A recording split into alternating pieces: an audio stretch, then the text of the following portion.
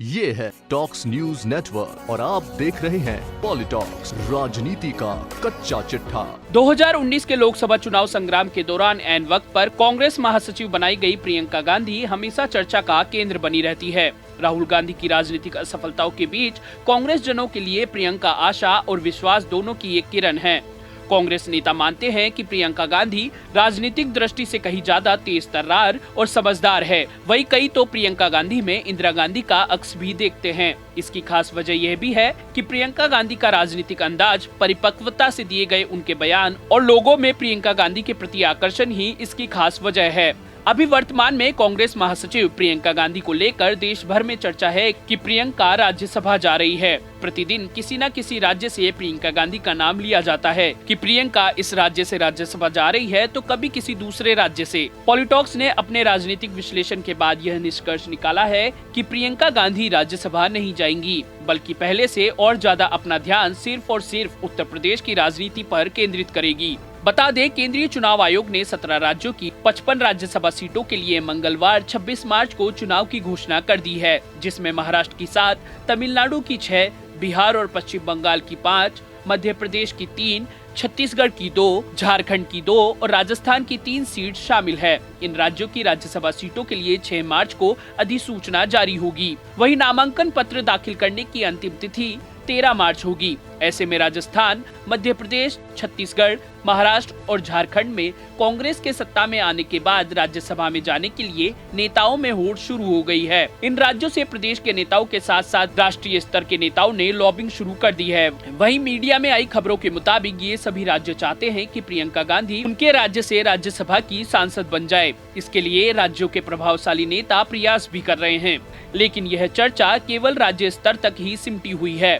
कांग्रेस के केंद्रीय स्तर के नेताओं के बीच प्रियंका के राज्यसभा में जाने को लेकर किसी तरह की कोई चर्चा नजर नहीं आ रही है। खुद प्रियंका गांधी से जुड़े नेताओं की ओर से भी ऐसे कोई संकेत नहीं मिल रहे कि प्रियंका गांधी राज्यसभा में जाएगी। बहरहाल जो भी है, फिलहाल कांग्रेस की पहली और दूसरी कतार में खड़े कई कांग्रेस नेताओं के मुंह में राज्यसभा सांसद बनने के लिए लार जरूर दिखाई दे रही है।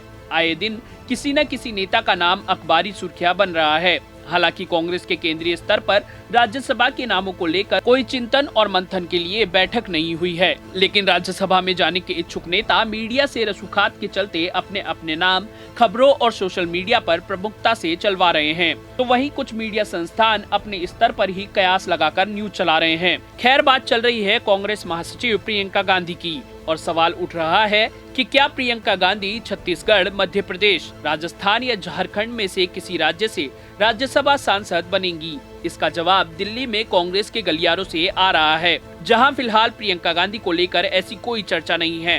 प्रियंका गांधी के राज्यसभा में जाने को लेकर न तो कांग्रेस की केंद्रीय टीम में कोई चर्चा है और न ही प्रियंका गांधी से जुड़ी टीम में इसकी कोई चर्चा है। हाँ, यह बात सही है कि हर राज्य चाहता है कि प्रियंका गांधी उनके राज्य से ही राज्यसभा जाएं।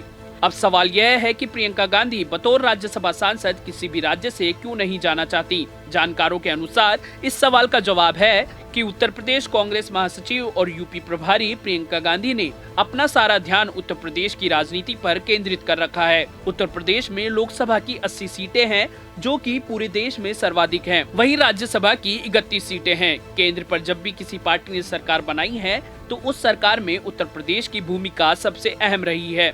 यूपी से ही पहले कांग्रेस और फिर बीजेपी को पूर्ण बहुमत मिला है। हमेशा उत्तर प्रदेश ही निर्णायक रहा है। प्रियंका गांधी के किसी अन्य राज्य से राज्यसभा में न जाने से जुड़े सवाल का जवाब उत्तर प्रदेश की राजनीतिक शक्ति में ही छुपा हुआ है। कांग्रेस और गांधी परिवार का उत्तर प्रदेश से गहरा नाता रहा है। देश के पहले प्रधानमंत्री पंडित जवाहरलाल नेहरू उत्तर प्रदेश के इलाहाबाद जिले की फूलपुर से 3 बार सांसद बने। पंडित जवाहरलाल नेहरू ने फूलपुर को अपना संसदीय क्षेत्र बनाया, बड़ी आसानी से 3 बार जीत दर्ज की। पंडित नेहरू ने यहाँ से 1952, 1957 और 1962 में चुनाव जीता था। इसके बाद इंदिरा गांधी ने रायबरेली सीट से चुनाव लड़ा। उनके पति फिरोज गांधी भी रायबरेली सीट से चुनाव लड़कर सांसद बने। बाद में राजीव गांधी ने भी उत्तर प्रदेश की अमेठी सीट से चुनाव जीता। यहीं से उनकी पत्नी सोनिया गांधी सांसद बनी और फिर इसके बाद सोनिया गांधी के बेटे राहुल गांधी भी अमेठी सीट से सांसद रहे। हालांकि 2019 के चुनाव में गांधी परिवार की परंपरागत मानी जाने वाली इस सीट को भी भाजपा ने छीन लिया और राहुल गांधी को भाजपा की स्मृति ईरानी से हार का सामना करना पड़ा। बात करें 2019 के लोकसभा चुनाव की तो कमोबेश पूरे देश में चली पीएम मोदी की शांत लहर के चलते कांग्रेस को जबरदस्त हार का सामना करना पड़ा, खासतौर से उत्तर प्रदेश में, जहां की चुनाव कमान खुद प्रियंका गांधी ने संभाल रखी थी। लेकिन यह भी सही है कि कांग्रेस ने प्रियंका गांधी को ऐन मौके पर मैदान में उतारकर उत्तर प्रदेश जैसे राज्य की बड़ी भारी जिम्मेदारी दी थी।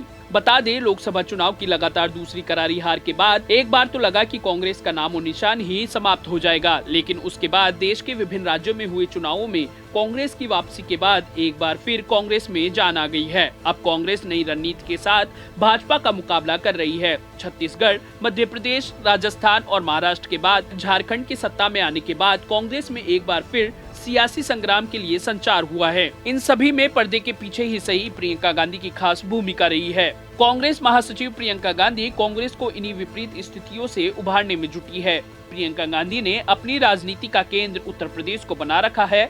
यही कारण है कि उत्तर प्रदेश की हर एक घटना को प्रियंका बड़ा मुद्दा बनाकर जनता के सामने रख रही है और योगी सरकार की नीतियों पर जमकर हमले बोल रही है। यही नहीं, हादसे या अन्य घटनाओं से पीड़ित लोगों से मिलने उनके घरों तक जा रही है। देश की राज्यसभा की सीटों के लिहाज से देखा जाए तो इस साल 2020 में देश भर में राज्यसभा के 69 सांसद रिटायर हो रहे हैं और पहले से खाली 4 सीटों को मिलाकर 73 सीटों के लिए चुनाव होने हैं। राज्यसभा में 82 सांसदों की हैसियत रखने वाली सत्तारूढ़ भारतीय जनता पार्टी के 18 सांसद इस साल रिटायर होने वाले हैं। इनमें से 14 सांसदों का कार्यकाल अप्रैल, जून और नवंबर में पूरा होगा। वहीं कांग्रेस के 17 सांसदों का कार्यकाल भी इस साल समाप्त होगा। इनमें से 11 का कार्यकाल अप्रैल में, 3 का जून में, 1 जुलाई में और 2 नवंबर में रिटायर होंगे।